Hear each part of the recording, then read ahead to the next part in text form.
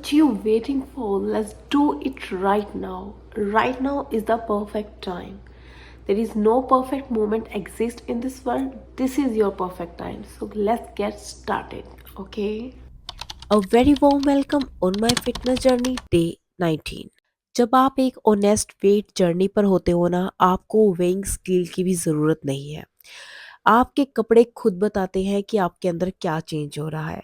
मेरी ये jacket loose हो गई है। मैं महसूस कर सकती हूँ कि पहले कितनी टाइट थी कि इसमें मेरा मोमी पाउच इतना दिखाई देता था और अब मैं इसे हल्का-सा लूज़ महसूस कर रही हूँ, यानी कि इंच लॉस हो रहा है। तो दिन को शुरुआत करने के लिए ये बहुत अच्छी मोटिवेशन थी। दिन की स्टार्टिंग मैंने गर्म पानी पीकर की, बट मैं उसे रिकॉर्ड नहीं कर पाई क्योंकि मैंने अपने रूम में ही बैठकर वो पानी पिया।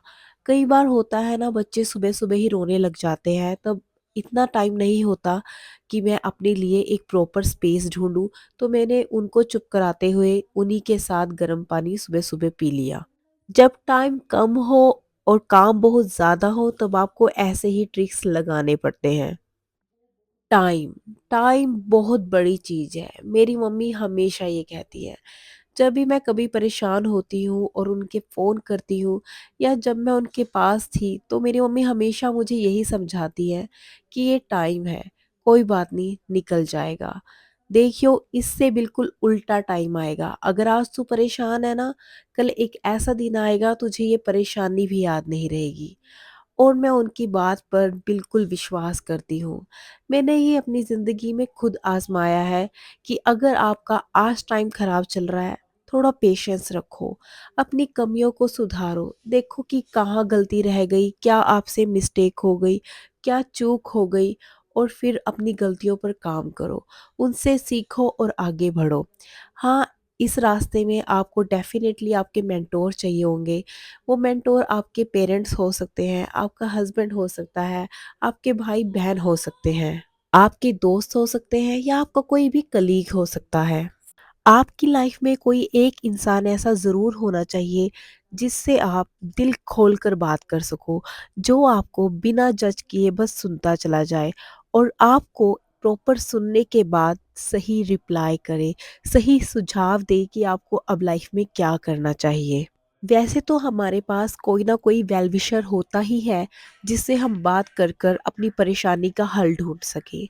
बट इन केस कोई ऐसी परेशानी है कि जिसे आप किसी के साथ भी शेयर नहीं कर सकते, देन ऐसे केस में आप एक ट्रिक यूज़ कर सकते हो। करना आपको ये है, आपको अपना पेन लेना है और एक डायरी लेनी है। आप उस डायरी में जो भी आपकी मन की फीलिंग्स है, आप सब कुछ लिख सकते हो। वो डायरी बिना जज किए आपको सुनेगी और आप ये देखना, जब आप अपनी मन की बात उस डायरी में लिखते चले जाओगे ना, आपको अंदर से हल्का महसूस होने लगेगा। इसी को आज की डेट में जर्नलिंग कहते हैं। आपकी जर्नल आपको सुनती है, बिना जज किए जितना देर तक आप सुनाना चाहो आपको सुनती है। ये एक थेरेपी का काम करती है। अगर आपने देखा होगा थेरेपिस्ट क्या करते हैं, थेरेपिस्ट आपको सुनते हैं। जितना चाहे आप बोलो, वो सिर्फ पहले आपको सुनते हैं, फिर सुनकर एक अच्छा सुझाव देते हैं।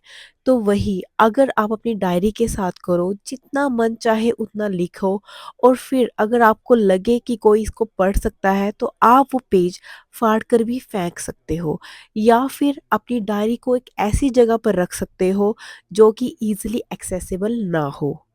आज का टाइम बहुत अलग है, हम हर किसी से अपने मन की बात नहीं कह सकते, तो ऐसे में डायरी एक परफेक्ट ऑप्शंस है। आप लिखो, जो लिखना है, जो मन में आए वो लिखो और फिर फाड़ कर फेंक दो। इससे आपके मन की फ्रस्ट्रेशन, गुस्सा, एंगर बहुत हद तक कम होगा। आपको लगेगा कि आपकी जो अंदर की फीलिंग्स है, आपने वो सामने वाले को सुना दी है। डायरी को ट्रीट करो एज़ अ पर्सन, कि वो पर्सन जो आपको सुन रहा है। बहुत सारी बातें हमारे मन में होती हैं जिन्हें हम अपने लव्ड वन से भी नहीं कह सकते। नहीं कह सकते उन लोगों से जो बहुत करीब होते हैं। हर दिन किसी ने कुछ कहा, कुछ ऑफ़िस में हो गया, कुछ घर में हो गया या किसी अपने की बात बहुत बुरी लग गई, डायरी में लिखो। लिखो, फाड़ो और भूल जाओ। अब देखना ये एक थेरेपी की तरह काम करेगी और आपको मेंटली कितना रिलीफ मिलेगा। जो ये आप अपना मेंटल स्ट्रेस लेके चल रहे हो ना अपने दिमाग पर, आपको इससे बहुत रिलीफ मिलेगा। तो अब से आप जर्नलिंग ज़रूर करना और मुझे कमेंट्स में बताना कि ये कैसा जा रहा है। चलिए अब बात करते हैं वर्कआउट की। वर्कआउट में जैसा कि आप देख सकते हैं कि अब मैं डंबल यूज़ करने लगी हूँ। मैंने आपको यहाँ पर पूरा एक सेट करके दिखाया है कि मैं डंबल्स का कैसे सेट लगाती हूँ। ऑल्दो मैं बिहाइंड द कैमरा इसके 3 सेट्स लगाती हूँ। हाँ, थोड़ा मुश्किल है पर धीरे-धीरे मैं 4 रेपिटिशंस पर आऊँगी एंड देन 5 सेट्स पर आऊँगी। मैंने ऑब्ज़र्व किया है कि आजकल मेरी नेक में बहुत ज़्यादा पेन होने लगा है, तो ये स्लाइटली मूवमेंट्स नेक पेन के लिए बहुत अच्छी हैं। लाइफ का कोई भी फेस हो, deep inhaling and exhaling always going to help you. आप ये खुद आजमा के देख लेना। कोई भी स्ट्रेस वाली सिचुएशन हो, just deep inhaling and exhaling ये तुरंत आपको आराम देती है।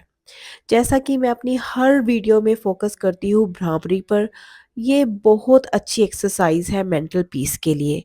आजकल मैं एक्सरसाइज के साथ साथ आलोम विलोम और कपालभाति भी अपनी प्रैक्टिस में ला रही हूँ, क्योंकि बेसिकली हम लोग योग से ही जुड़े हैं, तो अपनी योग को अपने वर्कआउट प्रैक्टिस में ज़रूर लाना चाहिए।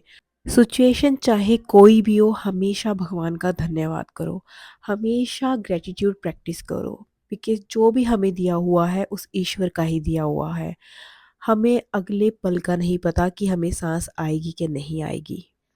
अपने आप को हमेशा एप्रिशिएट करो, कोई आपको एप्रिशिएट करे या ना करे, पर अपने कामों के लिए हमेशा आप अपने आप को एप्रिशिएट करें। ब्रेकफास्ट में मैंने खाया पोहा। पोहा एक बहुत लाइट फूड है और मुझे बहुत टेस्टी लगता है। एंड लंच में मैंने प्रॉपर सब्जी ली, पनीर लिया एंड सैलेड ली। उसके बाद मैं डिनर को बहुत लाइट करती हूँ, जैसे गाजर का हलवा बना हुआ है तो दूध के साथ गाजर का हलवा खाया। Friends, thanks for watching, take care.